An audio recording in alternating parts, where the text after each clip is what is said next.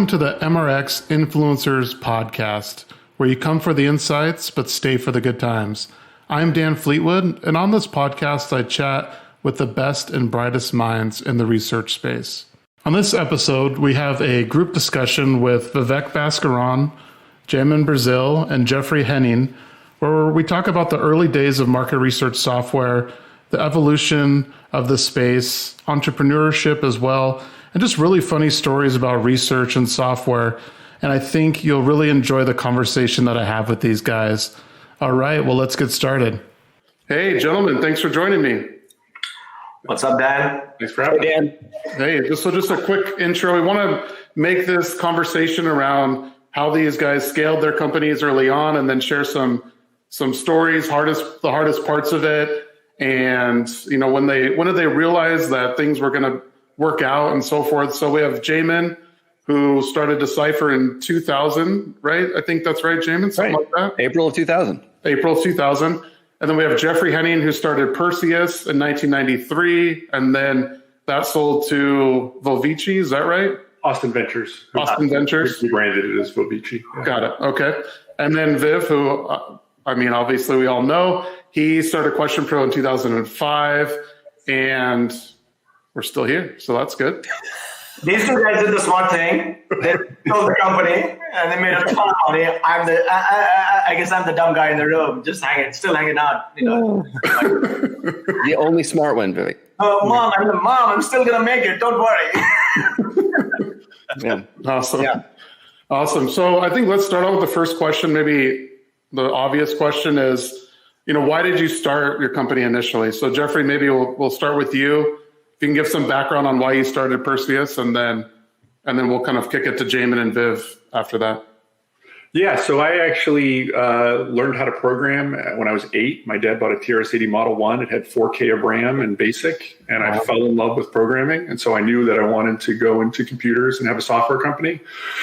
And when I came out of college, I actually ended up at a market research company doing custom programs for them. And the way my boss got me to accept the job was he said, you'll learn enough about research that you'll be able to go achieve your goal of starting your own company and know what kind of software you're going to build. And so I saw an opportunity originally in focus group analytics. And so in 1993, when we started, we were doing KD software and focus group qualitative software. And it was just, something I had wanted to do, my entire life was have a software company. So. Wow. From the age of 8 too. Yeah. Amazing. Yeah. Jamin, how about you? So the journey of starting for me is, it's just part of my DNA. Maybe a little bit like Jeff. There's always been an element of hustle in my life. Even, I'd buy candy in bulk in junior high and then sell it on the bus ride. Right. So it's just like always trying to figure out how to make it. And for me, when I started Decipher with Jamie Plunkett back in 2000, that was just a really obvious next step in where market research was headed. Mm-hmm. The why I did it was it just was crystal clear to me of that, we were going to see a transference of caddy or telephone-based interviewing as well as in-person interviewing to a digital framework. It was just non-ambiguous. Got it. And then Jamin, I think I heard at one of the conference that you spoke at, I think at IIEX, that you were the first one that you know of to do an online survey. Did I get that right? That I know of, I actually think that may be mistaken now, but professionally. So Got it. I did my first project in 1996. It was a sweltery June in Palo Alto, California. And back in those days, it took about 3 months, at least 30 days, but usually about 3 months to do a primary research project, especially when at scale on a national or global level. And it's just because it was coordination, right? It was all about coordination. And on that particular project, it was a company called Segasoft. They had a virtual makeover product, scan a picture of yourself in, put new hair on. I looked fantastic. And they were trying to decide, should we hire Tyra Banks for $1 million or Model X? So it was an A/B test, right? What do we want to cover? the client only had $20,000. So my boss said, no way, we can't do it. This is stupid. Oh, and they had a week to make a decision at the board level. And I said, I think we could do it. So I programmed the survey Monday, fielded it Tuesday, analysis Wednesday, report Thursday, and presented on Friday, and they made a decision. So like, and our total cost against it back in those days was just a few $100s. So. Wow, that's interesting. That's cool. That's a cool story. So Viv, how about QuestionPro? Why did you start QuestionPro? Well, I guess I got sick of, I don't have a sexy story, but I got really tired of my boss. I said like, and I was, I was doing consulting work, and it's like, consulting is awesome when you make a ton of money at tech consulting, at least. And during the .com, we made a shitload of money. But then, right, like all good parties, they come to an end. And then like during the .com bust, we were all kind of twiddling our thumbs, and then like, what do we do? So I wanted to shift away from consulting into building a product. And obviously, I had some, the backstory, really, the real backstory is I went to BYU. It's a Mormon school in Utah. And, there, a market research professor, very similar to Jamin this was in 97, 98. Each project was a full-on application development. Each survey project, like you develop a database, you develop software on it, and then ran the survey.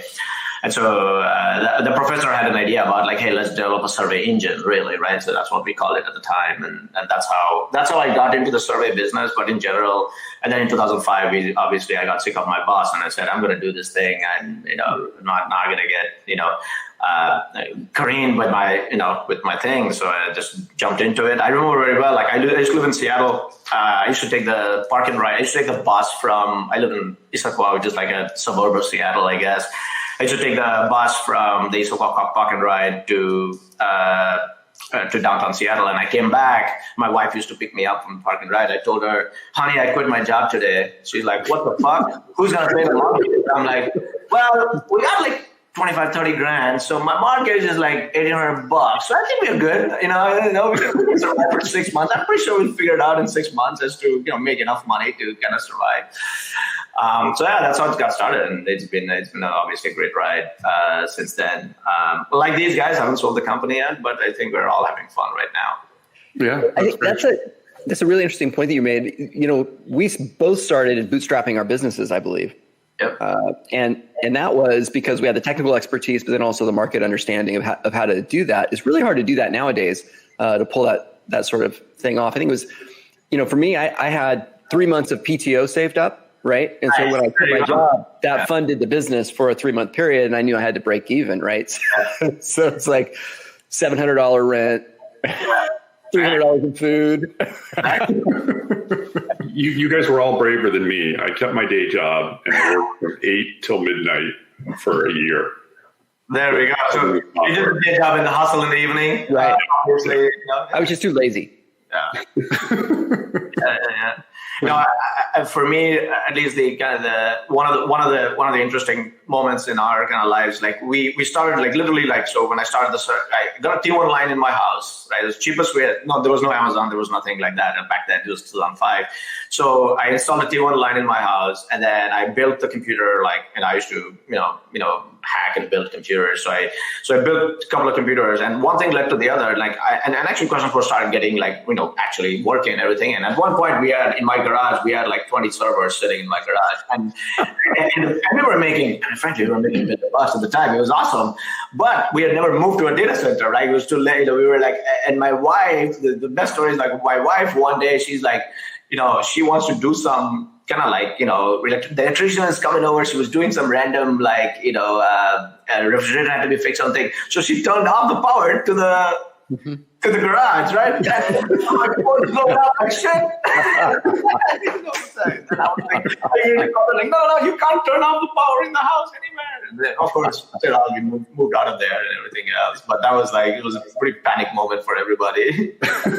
I mean, there was a lot of the cowboy antics, right? Back in those days. I remember we were doing a lot of work for Intuit and sending emails to surveys to their customer base on their behalf. Right.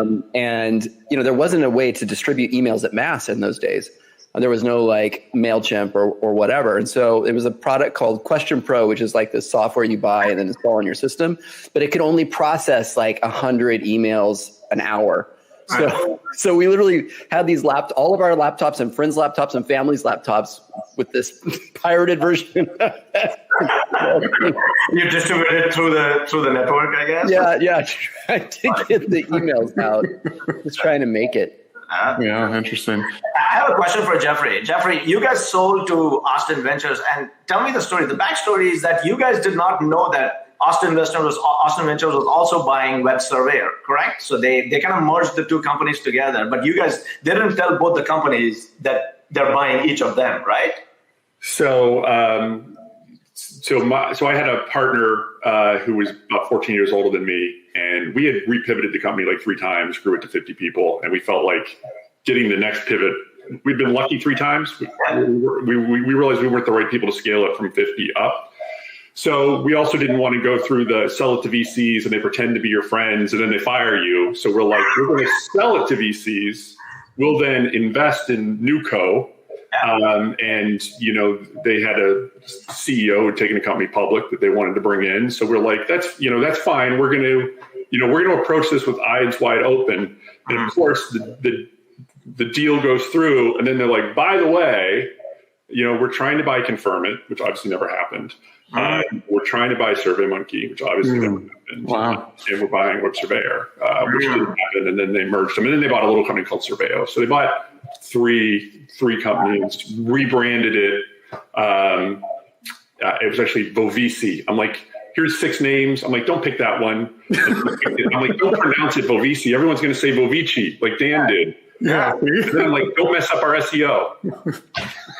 No, I got to tell this joke about Jeffrey. When I met Jeffrey I've known him for many, many years. I said, like, so how the fuck do you pronounce it? Vovici? Vovici? What is it? Right? He's like, I don't give a shit. However you pronounce it, as long as we get paid, we don't care. I'm like, it doesn't matter. Viv, what's the ripped $100 bill story that you wanted to ask Jeffrey?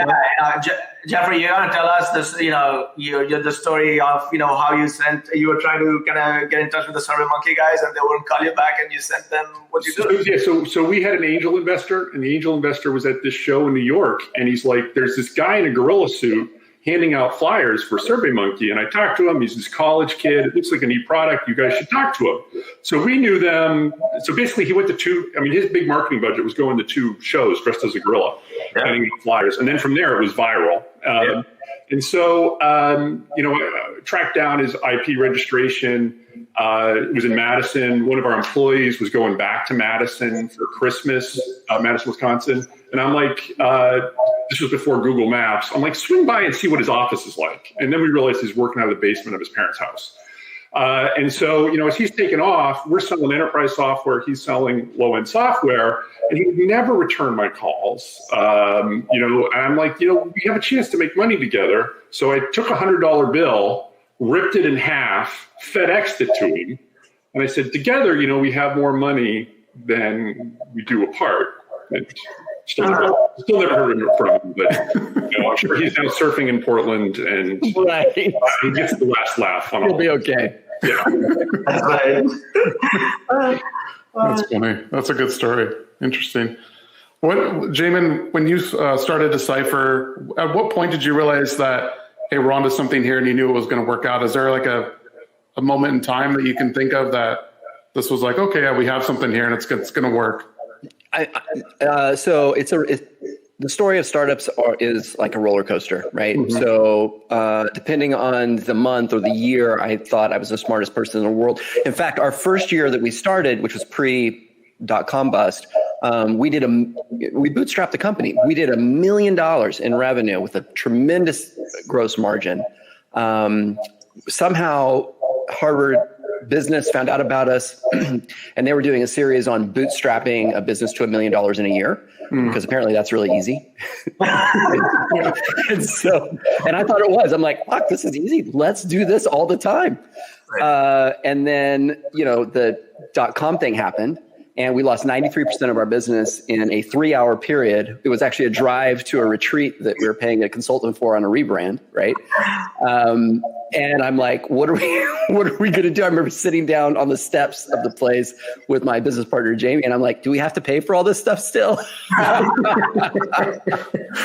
So I knew we nailed it straight away. And then I thought we were like going to get a job a year later. And then, after a couple of years, we kind of we did find our footing again and just kind of continued the slog. But like our story wasn't one of overnight success. It was one of a consistent grind year over year, and paying attention to the details. And, you look back and you're like, wow, that was quite a journey, but in a fun way, but not like this moment of like, ta-da, we got it. Right. That makes sense. Yeah. Jeffrey, do you have a similar kind of story, or when did you realize that you were onto something with Perseus and it was going to work? I know you said you pivoted 3 times, so maybe there's at different points in time, but if you have a similar story, I'd love to hear it. Yeah. So we were selling KD software that would write executive interviews, and Concert Communications, which was this merger of MCI and AT&T, was our big customer, and they were like 80% of our revenue. And new guy came in, and he fires us, and we're like, "Why are you firing us? People have always been satisfied." He's like, "Because I got this company I've worked with all my whole career. I like them." So it's like nothing about us. And so all of a sudden, we lost 80% of the revenue, and I'm like, I never want to be in that circumstance again where one client is 80% of the revenue. And so a little after Jamin did his first web survey, so it was 1996, maybe it was July, I hand coded an HTML survey and said, we can take our KD software and have it spit out HTML. And so we did that, introduced it at PC Expo or IT Expo in 1997. And went to PC Magazine in person, gave them shirts, really poured on. We made the product look like Microsoft Word, which people weren't really doing at the time, but we made it like Microsoft Office. And we really gave them the spiel on why this desktop software was great. And they did a roundup against Web Surveyor and against SurveyMonkey and some other folks.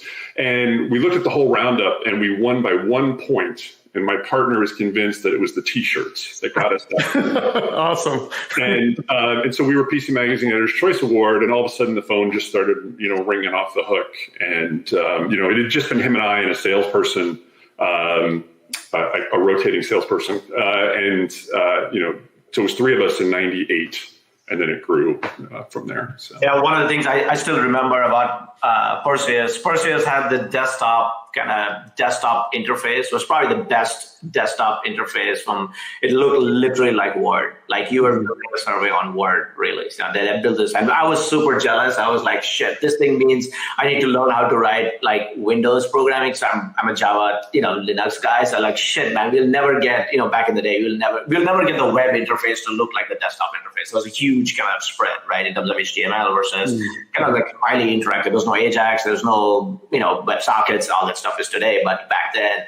So I was like, damn, dude, we can never ever compete against this desktop. They had this like rich desktop. First of all, it was a rich desktop, so highly interactive. And then you could, design the survey like almost like as you're writing a Word document. So super jealous of Perseus. Like we'll never be able to get anywhere near them. We're like, all right, fine. We'll just keep doing, online surveys and try to sneak in behind other people. So and we kept going that way. And the one thing that, at least for me, so obviously my background is in software engineering, and then I was talking to a client once. For me, the aha moment at least one of the aha moments, at least for us, was I was talking to a client once, and we were talking about something, and I gave him. He was a market research guy. He was at US Bank, I think. He was like head of insights for his bank. So we were just bantering, and my solution to everything was technology and da da da. And I gave him a couple of different ideas, right? Ran about the survey and about what he was trying to do, and he's like, okay, yeah, you know what? That's a smart idea. We should about the business itself, really.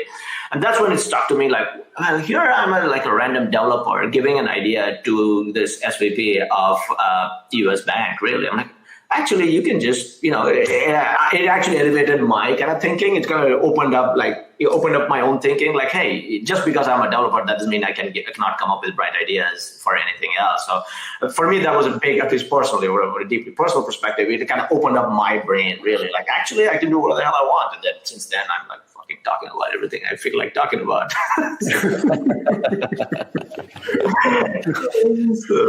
Starting a business is like that, though. It's about identifying the problem that the customer has and figuring out how they're solving it, if at all, right now. So, once you get that problem statement dialed in, then it's all about figuring out what the solution criteria is and then just simply building it for them. And in an ideal world, right, you'll have that same story with your, early adopter customers that are willing to kind of help front load that development of what you've got going on. And if you can kind of like that, it's so easy, but it's so freaking hard to do. Yeah, I think one thing that I got lucky on, I mean, there are two things that we got super lucky on, talking about bootstrapping, Jamin. Like two things. One, like we did SEO before SEO was sexy and cool. We figured it out like way back when. And if you think about it, and here's an important point, like a lot of people put SEO under marketing, but it's really an engineering exercise. If you think about it, SEO is a very technical kind of operational exercise. First of all, it's not a creative exercise. Obviously, it's not a creative exercise. So, and typically most marketing teams are headed by creative folks.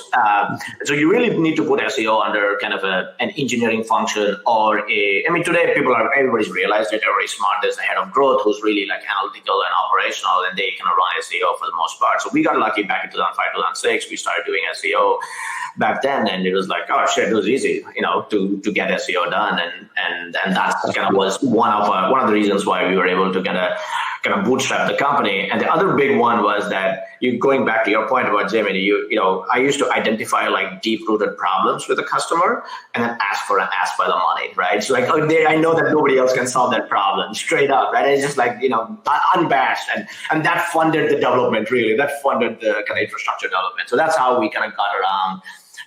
And the internal joke, I gotta tell you, the internal joke is like, hey, who's your funders? People used to ask me sometimes, I'm like, hey, who's funded you? I'm like, well, my Washington Mutual and Starbucks, because they are my funders, really. And for people who don't know, Washington Mutual was a big bank in Seattle. I think it was in the West Coast at one point before the shit show. It was the largest bank, I think, in the West Coast, as big as Wells Fargo, really. And yeah, they had funded. They were quote unquote my funders.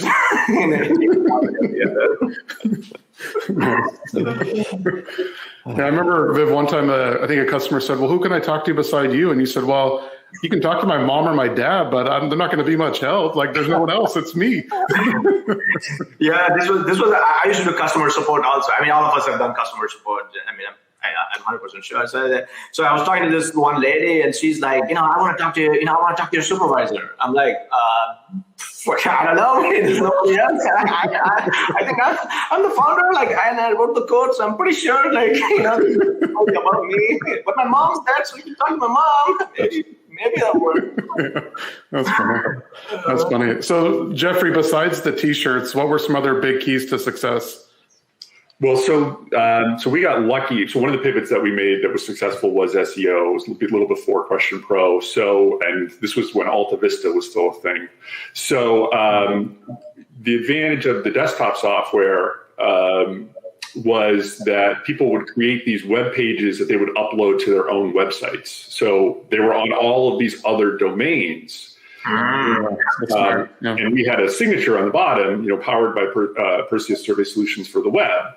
And then Google comes along, and all of a sudden we start getting all this traffic from Google because we had that link. But early in Google's day, if you typed "powered by," we were the #1 hit. Nice. And when they did that, we're like, oh, because this was like, Google had just come out, and we're like, oh, they're reading the links, they're applying it. So we had to change, how the links were generated so that it was smarter, so that it was then, survey software powered by Perseus. And so we just got so much organic traffic and growth from that. And, that was just, phenomenal for us. And, we just kind of lucked into it because of the nature of our web pages got loaded on all these other sites. Yeah, that makes sense. Yeah, Jeffrey, I didn't think about that, but Perseus was unique in the sense that you were putting it on other people's domains, really, right? Unlike SurveyMonkey and us, so like all of it was backlinks back from ourselves, but you guys were able to push it on Cisco.com or wherever it is, some other domain, and then you had a backlink from a third-party domain back to you, right? Yeah. God, it's still C. I should have figured that out. I didn't. It took me 20 fucking years to figure that out. God damn. Yeah, we missed that entirely. Honestly, I remember I'm so sad around 2012. I was looking at our SEO, and I was like, we missed this entire thing. Like the whole thing just completely passed us by because we were just. That's what we're making money, Jamin. We're making money with our existing big clients. You're counting the cash. You're like, fuck SEO. I'm counting the cash. Well, I do agree. We were growing really fast, but so similar to yourself, we had the first thing I did, got a website and an 800 number because I couldn't have, they just forwarded right to my cell phone, right? And that was, the 800 number was just like all positioning. But it was really funny back in those days. I was one digit off on our 800 number to a New York taxi support line. So we would get, and I'd never even been to New York at this point. We would literally get all the time questions. I'm lost. Can you help me? How do I find it? All the time. I literally went and bought a map of New York and the subways, and what I mean? So I could help people like navigate through. And I did actually have one of those convert to a customer. But, there you go. Yeah. But so I was always asking them, and do you do any survey work? Right. That's a new lead channel right there. Yeah, that was where I was winning while you guys were just crushing digital at that scale. That's funny. You did convert. So Jamin, you are the hustler. No matter what, like, hey, you need service? Hey, you need directions? You need service software? All right, cool. No big deal, bro. That's funny. That's good stuff. What so Jeffrey, I was kind of curious around any funny stories with Perseus when you were starting up that kind of like keeping the lights on, or I don't know if your wife came in and shut off the power or anything like that, but any funny stories you can think of? So I wrote the code in Visual Basic and Visual Basic 3, and they hadn't quite gotten around to the shift from 16-bit to 32-bit. But there was this thing called thunking where I could use the long file names because originally when it first came out, you had to have an 8.3 file name. And one day, my Jewish business partner comes in. I've got this very upset client. They open up the questionnaire and it says, "Jesus loves you." And my face falls. And he's like, "Oh, God. Oh, he's like, oh, what did you do?" To use the thunking, I had to write a little file, get the name, and then rewrite it. But it was like one line of code followed by another. Like no one should ever see the file. So for whatever reason, I wrote, "Jesus loves you" in this little file. They immediately got replaced. It was supposed to immediately get replaced, but for some reason it didn't. It could have been a lot worse though, Jeffrey. You could have named the file, Yeah, but it was the wrong type of software evangelism. 100% the stuff in my code that was commented out, you would never want to be published ever anywhere, right? We did have this one section of code that I don't usually that we called the fuck code because there was the Microsoft Access. There was something wrong in the documentation. This was before the internet. I'd go on CompuServe. I couldn't figure out what was wrong. My partner figured it out, and I would try to rewrite it because he learned on deck. Like I said, he was 14 years older than me. His code was just spaghetti code. It was awful, and I could not rewrite it for the life of me. And it was there until it was there for 8 or 9 years. We just could not get away from this access code that somehow worked around the documentation. So hey, I think there's code that I've written that still runs QuestionPro. So including those servers in the garage, right? That's right. Yeah. What at some point in your company's history, each one, was there a time you had to complete obviously you completed a lot of difficult tasks, but is there something that you were super proud of that you weren't sure if it was going to work or not? I know, Viv, you can probably share when Survey Analytics QuestionPro merged, that was, monumental for us, but are there things like that for you, Jamin or Jeffrey, when it was something that you knew you had to do it, but you weren't sure of the particular outcome or how it was going to play out? I mean, yeah, every day. Yeah. Probably one of the bigger bets that we made was in 2006, Kristen Luck left OTX and started a business.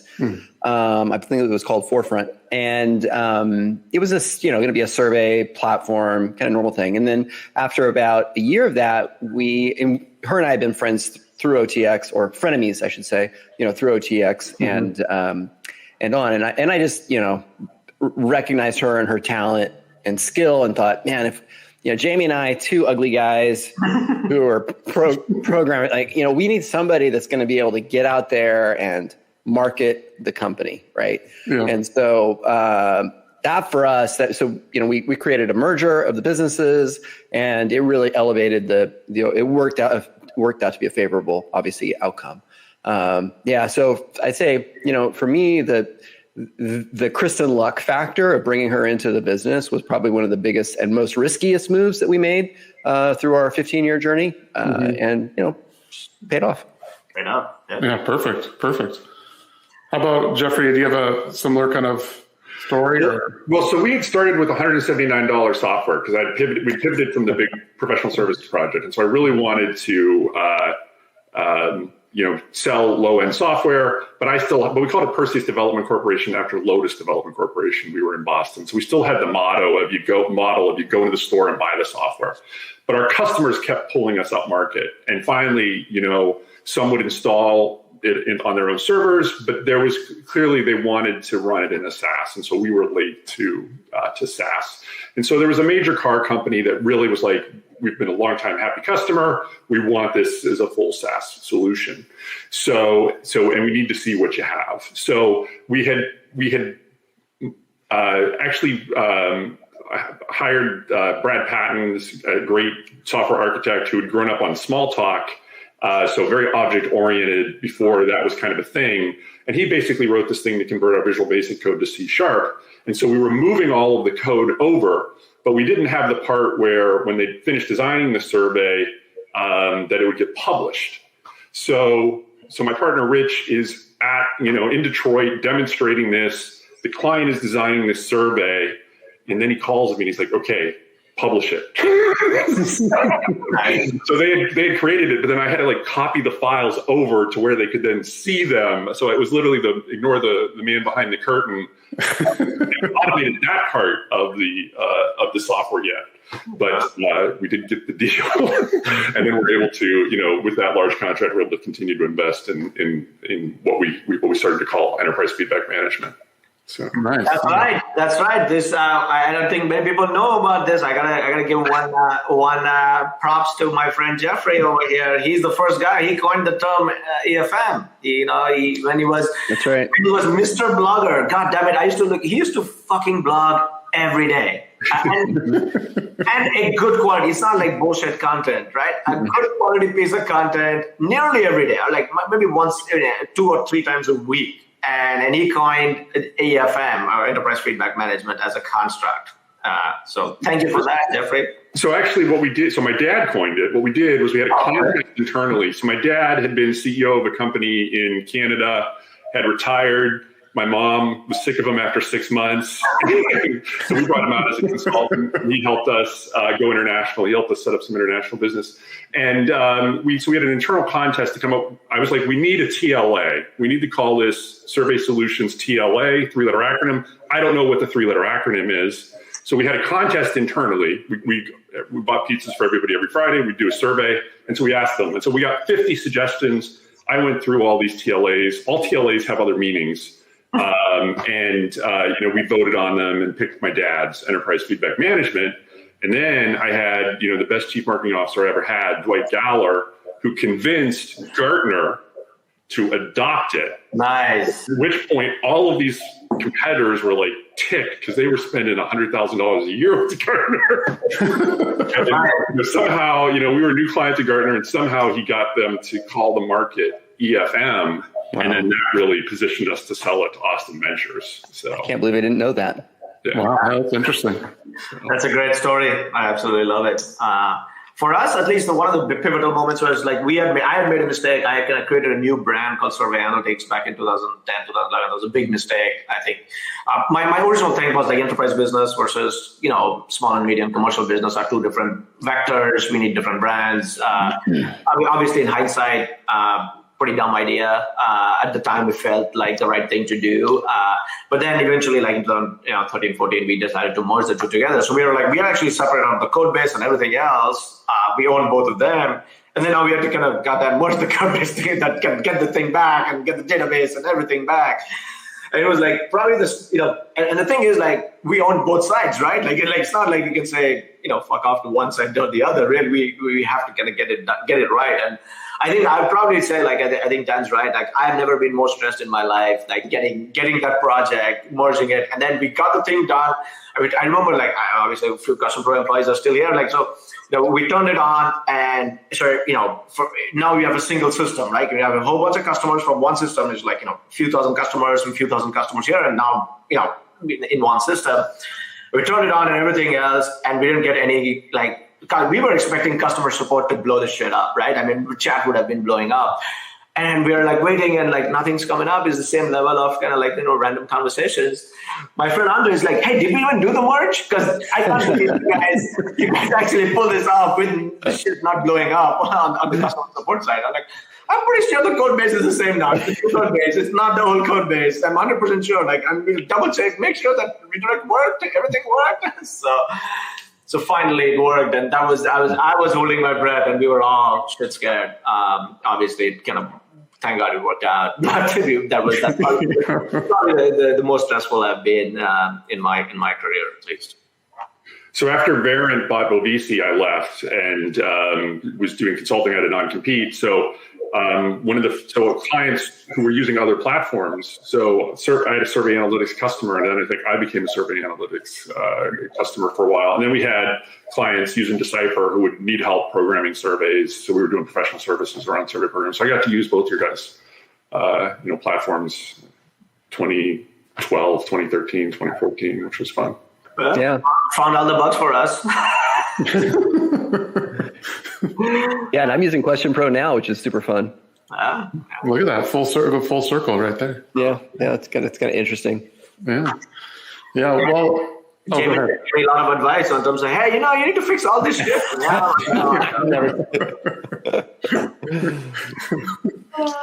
Great. Well, I think maybe one more question, then we can wrap it up. But I know there's a lot of people listening here that are either entrepreneurs or thinking about starting companies or in the space. This is kind of a loaded question a little bit, but what sort of advice would you give them if they want to start their own company? What sort of blind spots that you guys experience should they watch out for, or any parting advice that you guys want to give? Viv, maybe I'll start with you this time. Oh, I have a simple answer. Just fucking do it. Just fucking do it. All right. It's good advice. Go for it, huh? Just go for it. That's it. Yeah, and there is never a perfect time. I think getting to the heart of his point, right? The market is always going to be aggressive towards you. You're always going to have headwinds. The shit is hard. And I think that's part of the problem with social media is in a lot of ways, I don't know about you guys, but I didn't know what an entrepreneur was when I started the business. That was kind of a new thing that trickled into my vocabulary over the last decade. But the reality is that if that's what your heart tells you you can't not do that thing, then you just better fucking step up and get it done, even if it winds up being a failure, right?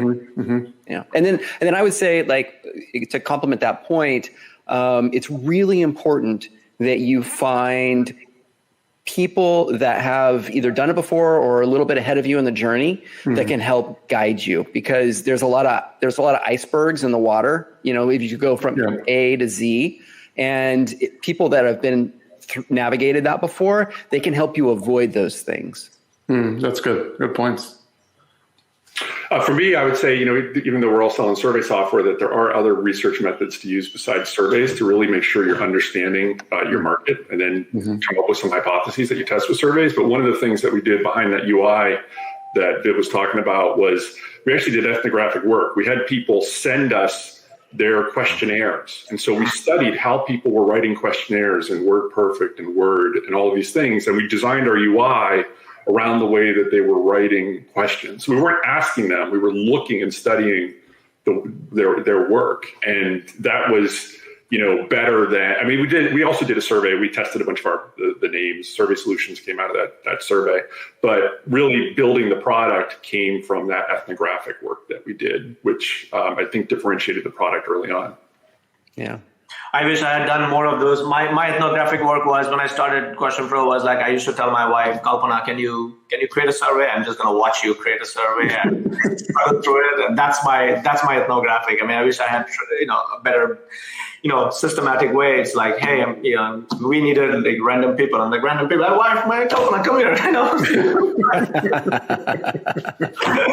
Jamin, no HubUX for me. I couldn't get, I couldn't get anybody to. My partner was like, honey, I need you to help me with this, with this stuff that I'm building. So, awesome. Good. That's great. Awesome. Well, hey guys, thanks so much for coming on today. I know a lot of funny stories. There's a lot of comments and things you guys can read, but people are having a good time. So appreciate you guys coming on, and talk to you guys soon. Thanks so much for listening to the MRX Influencers podcast. If you want more information about QuestionPro, go to QuestionPro.com. If you want to follow me, feel free to do so on LinkedIn or Twitter. Until next time, we'll see you later.